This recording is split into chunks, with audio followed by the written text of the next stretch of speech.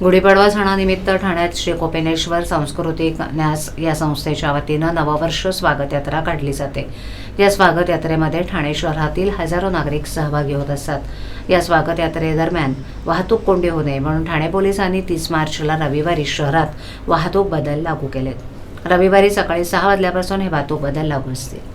गुढीपाडवा तसंच मराठी नववर्ष निमित्तानं श्री कोपिनेश्वर सांस्कृतिक न्यास या संस्थेच्या वतीनं स्वागत यात्रा काढली जाते। दरवर्षी या स्वागत यात्रेत ठाणे शहरातील नागरिक सहभागी होतात, त्यामुळे ठाणे पोलिसांनी वाहतूक बदल लागू केलेत। डॉक्टर मूस चौक येथून साईकृपा उपाहारगृहाच्या दिशेनं वाहतूक करणाऱ्या वाहनांना डॉक्टर मूस चौक येथे प्रवेश बंदी असेल।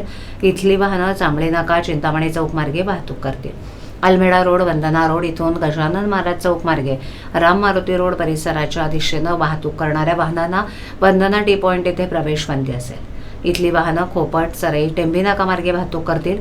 गोखले रोड, राम मारुती रोड इथून पुन्हा गाडीकडे चौकाच्या दिशेनं वाहतूक करणाऱ्या वाहनांना गोखले रोड इथे प्रवेश बंदी असेल। येथील वाहनं 3 हात नाका मार्गे वाहतूक करतील।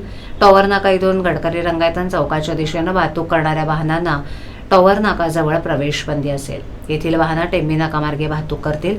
3 हात नाका इथून हरिनिवास चौक, मल्हार सिनेमा मार्गे ठाणे स्थानकाच्या दिशेनं वाहतूक करणाऱ्या टीएमटी बसगाड्यांना 3 हात नाका चौकाजवळ प्रवेश बंदी असेल।